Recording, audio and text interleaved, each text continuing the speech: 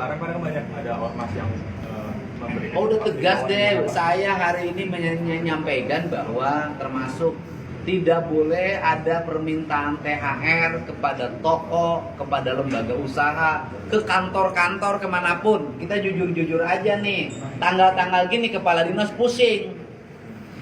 Wali kota juga pusing sama.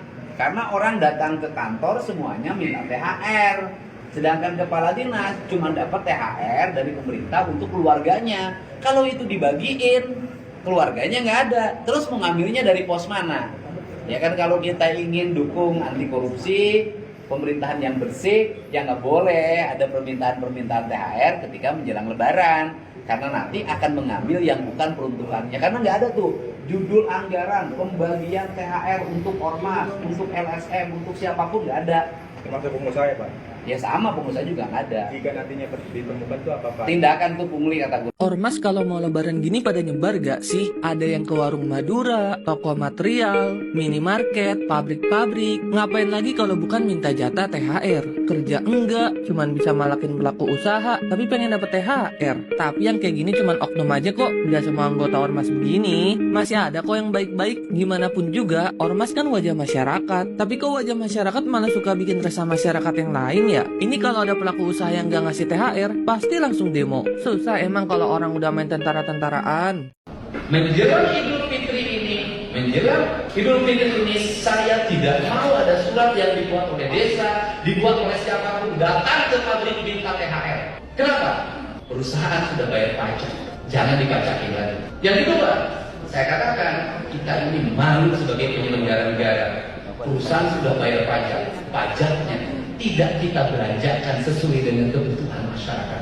Dihabiskan oleh birokrasi untuk perjalanan dinas, dihabiskan untuk beli baju, dihabiskan untuk kumpul-kumpul rapat-rapat, makin dihabiskan. Maka impres yang dijalankan oleh saya yang melahirkan efisiensi itu sesungguhnya adalah saya ingin menjawab pajak yang perusahaan bayar akan saya bayar dalam infrastruktur yang baik bagi kepentingan dunia industri. Bapak, segini belum ada. Kepala pasar nggak ada orangnya.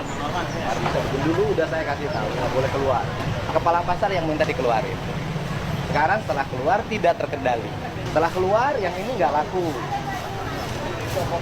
Kok yang lain keluar yang ini nggak boleh. Petugasnya kemana pasar? Cina mana kunci ruangan? Nggak apa-apa, Cina. Wah, pokoknya petugas apa kunci? Kunci ya? Silakan. Hah? Jangan spike. Ini kepala pasar lagi can datang ya Kio. Dari kepala pasarnya sok kontrol tarakan itu. Saya nggak mau toleransi lagi. Dulu sudah rapi di dalam. Orang ini protes, yang sebelah sana protes karena nggak laku semenjak mereka keluar. Dan mereka makin lama nggak terkendali.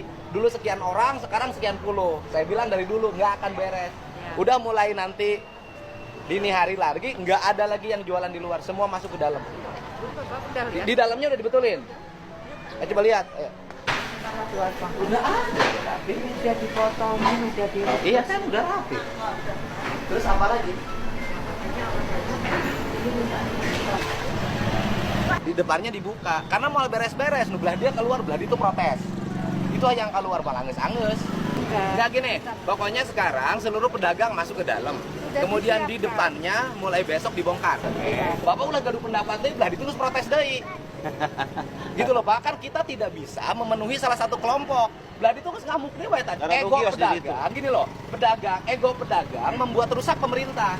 Pemerintah sudah bangun bermiliar-miliar, pedagangnya ego berkelompok, yang akhirnya lingkungan tidak tertib. Saya keluar duit terus tiap hari nyuruh orang nyapu. Saya Bapak kasih tahu, saya ngeluarin 500.000 rupiah per hari untuk nyuruh orang nyapu di sini. Kan nggak ada kesadaran orang sini. Bang tinggalkan, dagang tinggalkan, parkir liar kabeh marung ngutan duit kabeh. Emang duitnya asup kas daerah kan te.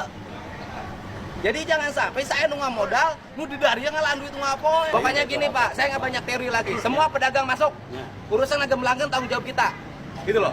Dan kita tidak akan, saya meminta Ibu yang melanggar lagi nggak usah jualan lagi di sini. Banyak orang disubsidi loh Bu, bukan ini bukan pasar gratis, bukan pasar bayar, subsidi. Di tempat lain, di kabupaten lain, kios tuh bayar. Masa kita gaji buta terus? Bapak malu dong sama saya. Saya kan bukan pegawai di sini, ngurusin sapu, nggak nata ngerapiin. Kan Bapak pejabat yang digaji di sini. Masa yang sudah saya rapihkan aja berantakan lagi. Diantar Bapak yang ngusulin mereka keluar kan Bapak. Saya dari dulu nggak setuju. Saya ikutin ternyata nggak bisa mengendalikan. Heran.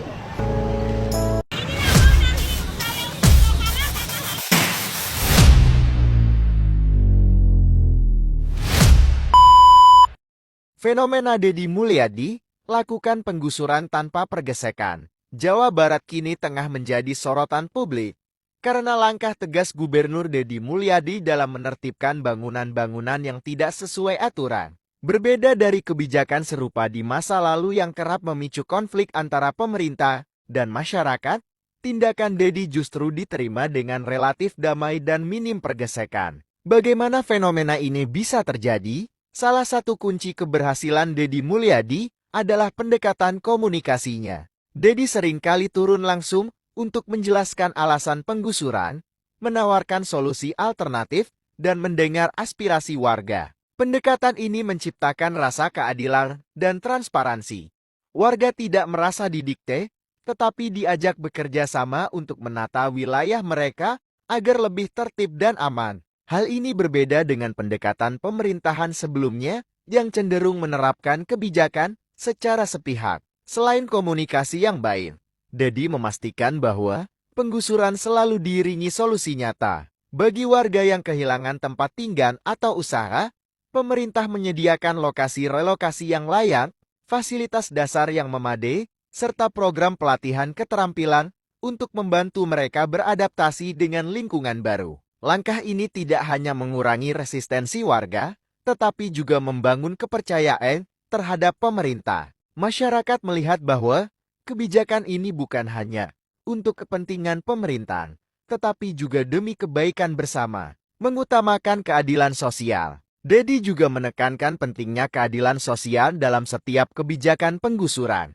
Pemerintah daerah memastikan bahwa penertiban tidak hanya menyasar masyarakat kecil, tetapi juga bangunan-bangunan milik korporasi besar yang melanggar aturan. Pendekatan ini membuat masyarakat kecil merasa diperlakukan setara, mengubah paradigma penggusuran. Fenomena ini menunjukkan bahwa penggusuran, yang seringkali dianggap sebagai tindakan represif, bisa dilakukan secara humanis. Pendekatan berbasis dialog, solusi konkret, dan keadilan sosial menjadi kunci keberhasilan Gubernur Deddy Mulyadi dalam menghindari konflik. Langkah Deddy ini juga menjadi pelajaran penting bagi pemerintah daerah lainnya di Indonesia. Dengan pendekatan yang tepat, kebijakan kontroversial seperti penggusuran dapat dijalankan tanpa merugikan masyarakat, bahkan dapat menjadi momen untuk membangun kepercayaan dan kolaborasi antara pemerintah dan rakyat. Fenomena ini membuktikan bahwa kebijakan yang tegas tidak harus selalu berujung pada konflik. Dengan pendekatan yang transparan, solutif, dan berkeadilan, Gubernur Deddy Mulyadi berhasil menciptakan perubahan besar di Jawa Barat tanpa gesekan berarti. Hal ini menjadi bukti bahwa pemerintah dan masyarakat dapat berjalan beriringan demi mencapai tujuan bersama, yaitu menciptakan lingkungan yang lebih tertib dan berkualitas. Badan jalan nih hak pejalan kaki, hak mobil. Pasar kan harus dibangunkan. Buka. Ayo, mau naik di nurut apa didorong aja langsung. Dorong. Bener. Kumaha ieu teh pasar asa menang salus-alus, bangun akhirnya diantep tepi kaut-autan kieu. Kumaha sih ieu teh aya nu pasar dijualan kiosna. Antri pasarna molor wae, ngerakeun. Gacang dia. Pas parkir pakai dagang. Parkir pindah ke jalan, macet. Dia ngenyeunan bangunan, dia kok tekannya hoan ku pejabatna ya. Ini bikin bangunan ini dari mulai kepala dinas, kepala bidang, kasih, kepala pasar tekannya hoan, satpol pp, camat, lurah, RT, RW molor wae sia teh. Soan mah beres apa kayak jadi orang wae ya. Di video kita salah, aku tempat parkir pakai dagang. Nek dipiralkeun ku kumaha ge. Naon? Kan Mendak Bu, ini jalan bukan untuk pedagang. orang bertindak sendiri-sendiri, negara membiarkan kacau. Setiap orang ingin ego, negara fungsinya mengatur. Dulu Pak, saya hargai orang tua berjualan tapi nggak boleh melanggar. Ibu belum punya kios. Belum punya kios, ibu daftar, saya kasih kios di dalam. Bisa kios lah, bisa kios lah. Enggak. Buka kios ke bahula. Kamu punya kios nggak dulu? Belum punya, Pak. Hah? Punya. Dulu punya. Kenapa sekarang ke jalan? Dijual, Pak. Angkat, kan dijual. Kamu jual kios. Di ini. Saya pidanain lo kamu. Pernah Enggak. dioperin. Enggak, kamu jual kios. Catat namanya. Tepo. Ini kios gratis dari pemerintah dia jual. Enggak. Kita pidanain, nggak bisa. Itu barang negara, lo nggak boleh dialih fungsikan, nggak boleh dipindah tangankan. Itu negara subsidi pedagang di sini agar pedagang tidak punya hutang ke rentenir, agar bisa berjualan. Kamu kopernya kiosnya dialih oper lain, kamu jual di depan, nggak bisa. Saya proses kamu. Ini pedagang serakah gini, yang di depan dijual sama orang, dia dagang di depan. Nanti panggil, nggak ada kios harus dipindah tangankan, itu aset negara. Kalau mau dipindah tangankan, kamu harus izin ke pemilik. Angkat. Ada izinnya. Hah? Ada izinnya. Yang izinnya siapa? Izinnya saya, Pak. Iya, kamu punya kios bukan? Punya. Punya siapa itu kios? Cuma punya saya. Bukan, kiosnya punya siapa? Kamu beli gitu. Pemerintah, aku enggak. Ya kan, kamu punya. Berarti bukan punya kamu, itu punya negara. Ya. Oleh kamu dipindahkan pada orang, kamu terima duit. Iya, Pak. Berarti kamu nerima duit negara. Kalau aparat kamu korupsi,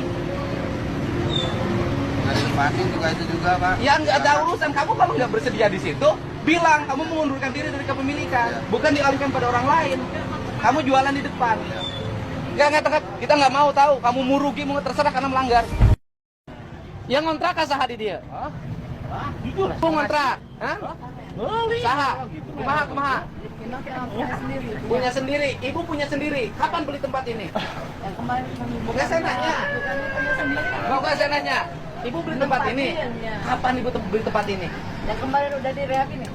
Belinya ke siapa? Dari Ibu, Pak. Berapa? 15 ya? 15 juta. Iya. Ibu beli ke Iwapa 15 juta. Iya. Tempat ini.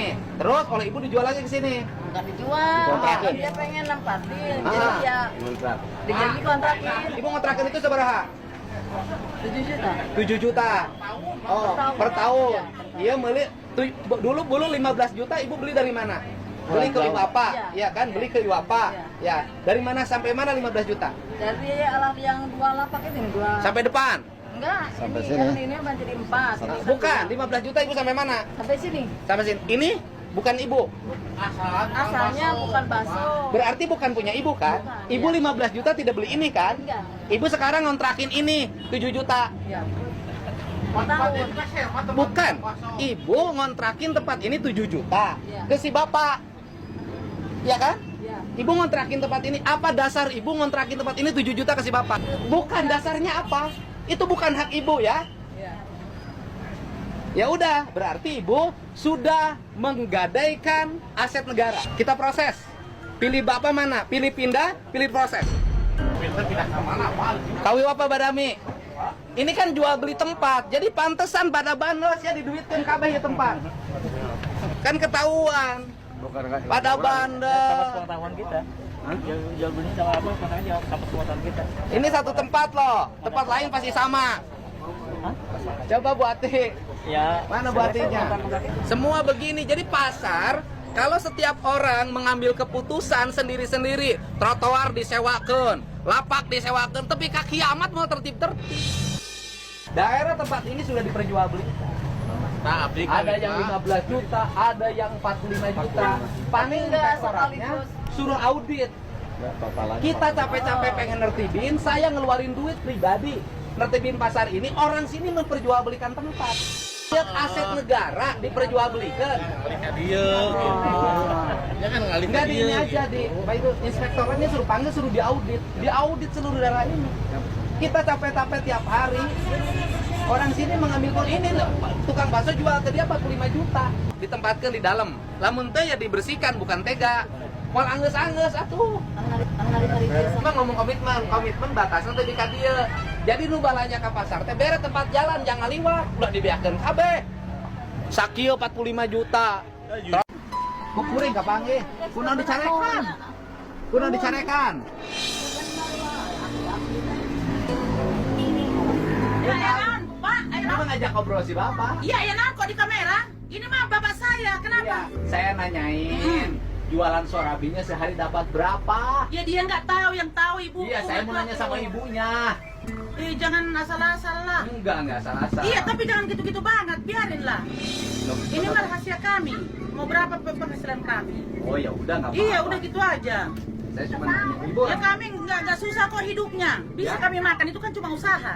Enggak, saya nanya aja. Iya, udah nggak apa-apa, nggak usah. Itu mah rahasia kami. Ya udah nggak apa-apa. Masa harus tahu bapak? Oh ya nggak apa-apa, saya cuma nanya aja. Ya udah. Kalau mau masuk ke rumah permisi dulu, kan ada sopan Ya santunnya. kan saya udah bilang. Ya kalau ibu aku diceraikan. Keluar, jangan di kamera kami di sini. Mau gimana pun hidup kami, nggak pernah kami ngemis. Kami makan sendiri. Kalau kami sendiri nggak pernah kami ngemis. Ya saya bilang kalau yang nutup apa? Iya, tapi tetap aja kamu serbu bapak mertua saya. Saya nanya di depan. Eh, Gimana? kan kita tinggal di mana? Yang penting kamu itu mau konfirmasi, nggak permisi dulu kan? Saya ngajak dia kok. Ngajak dia sudah setuju mertua saya. Ya sudah. Kenapa dimarahin? Bukan saya siapa yang marahin? Ya kamu tadi ku dengar aku duduk di dalam, kamu marahin. Siapa yang marahin? Apa yang dibawa bapak? Ya itu kan suaminya. Gimana? Oh, kalau udahlah. Bukan, Ya enggak bukan juga begitu. lah. Bukan Hidup begitu. kami. Ya ada etikanya, ada adab. Kamu kan serbu ke rumah. Siapa yang serbu? Apa nggak takut kami tidak datang kayak gini nyerbu ke rumah? Ya siapa yang nyerbu? Dia datang ke rumah langsung marah-marah gitu. Loh, siapa yang marah? Ya aku dengar aku dari di dalam. Ibu yang marah-marah ke saya yang gimana? Ya kalau mau permisi datang ke rumah Iya, baik-baik. ibu punya sopan santun. Dan Bu. Dimanapun orang harus saling menghargai. Ya kan aku Itu tadi katanya dengar saya kamu kan tidak marah merangkul gara-gara seperti kamu itu. marah ke mertua saya. Loh. Makanya aku bilang ngapain? Saya tidak marah. Ibu marah? Siapa Ya yang kan, marah? kenapa bapak ditarik? Kenapa bapak dibawa batuk? Katanya gitu dimarahi mertua saya. Ya, Tapi ya, itu saya kan tanya hak itu mereka. Loh, Ya itu kan suaminya. ada kontak kitanya enggak? Ya aku nggak tahu. Yang penting ku dengar marah di rumah. Loh, Aku lagi duduk. siapa yang marah-marah? Itu aja. Bob, saya lihat Bapak mikul dari sana, saya Ya, tanya. itu memang dia maunya. Aku bilang jangan usaha, udah nggak mau. Lah Ibu nggak bilang usah ke marah-marah. pasien juga dia Ibu, nggak mau. Ibu cukup nanya ke saya, Bapak mau apa? Udah jangan marah-marah. Iya aku, dia kan kamu tadi yang nyerbu ke rumah. Loh, siapa yang nyerbu? Itu kan rumahku. Loh, siapa yang nyerbu? Kalau mau masuk ke rumah punten dulu, permisi dulu. Loh, Ngajak ngobrol di sana, Bung. Ya itu nggak tahu aku. Aku tahunya datang ke rumah nyerbu. Loh. Kenapa gitu? Itu yang ku dengar. Aku kan di rumah. rumah. yang ditarik. Aku nggak tahu. Aku kan di dalam. Kenapa marah? Aku dengar ribut, makanya aku Kami cuma keluar. ngobrol di depan. Kami ngobrol baik-baik di depan. Tes dulu. Ternyata ibunya sudah ngizinin Bapak. Ya nggak apa-apa, bagus saya. Nah, gini loh. Nah, jadi gini, aku minta maaf lah nggak ada tingginya, tapi gini loh. Aku udah sering nonton di TV, diperburuk lihat aki-aki begini-begini nggak sayang anaknya. Kami sayang sama Kalau bapak bisa itu. kita nggak ada urusan kan? Iya, ya aku kan yang kulihat, yang ku tonton di TV. Iya. Sehingga, oh sebenarnya bapak ini kan udah suruh nggak kerja. Tapi itu kesenangannya, kami nggak mungkin kan kesenangan dia, kesenangan kami. Karena dia itu kesenangannya. Ini loh. Saya itu tadi, ya kan? Saya itu mengagumi. Ada orang jualan sorak. Saya ini jualan sorak. Iya. Ya kan? Jadi saya hanya nanya aja yang jualan sorabinya ibu. Dia aja. Kamera dia nih itulah bajuku kayak gini, apa nggak malu aku pilih kamera kayak gini. Aku tadi keringatan kamera Kan dia saya itu tidak tunda tidak lah. kamera ibu. Kan ibu tinggal pesen, tolong itu nantinya dimatiin, jangan dimuat. Iya, jadi jangan Kayak kasih gini, hadap Bu. ke sini Gini terus loh, kameranya. Aku sebalik- lagi mohon tadi maaf, kesan mohon. aku potong ini aku pakai lagi. Mohon, Bu. Malu lah aku. Mohon, Bu. Saya kan kelahiran di sini. Saya belum terbiasa. Selama saya keliling di sini mendapat apa yang semacam ini. Ya, mungkin itu benar, tapi memang aku orangnya gitu. Kan, artinya ibu menyesuaikan diri. Lihat Ya, dulu tapi- siapa. Ya, tapi kalau nggak bisa mau gimana? Masa harus mati dulu? Bukan. Ibu Ya tadi ini kan udah pribadi saya gini. ya udah terserah ibu. Tapi nggak boleh begitu. Cuma aku yang bikin marah tadi. Aku lagi teleponan dengan adekku. Ya. Dalam duduk di kursi.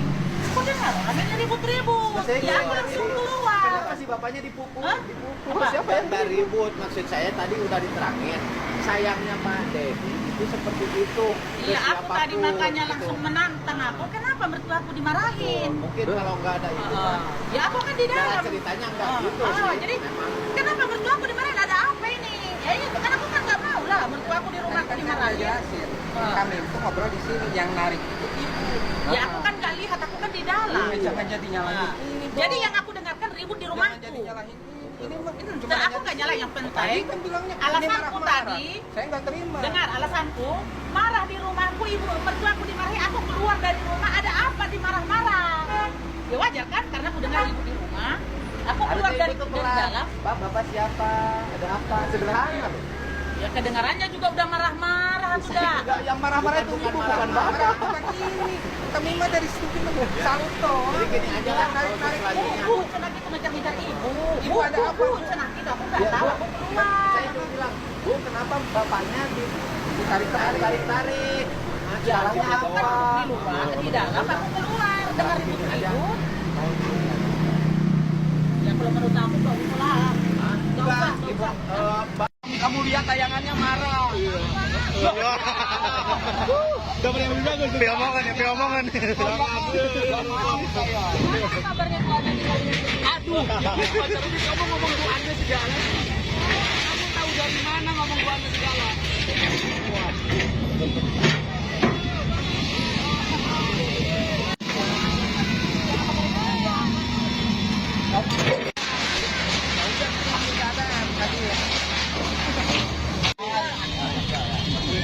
Lumayan Om. Om, udah yang ngurusin kalau ini Om.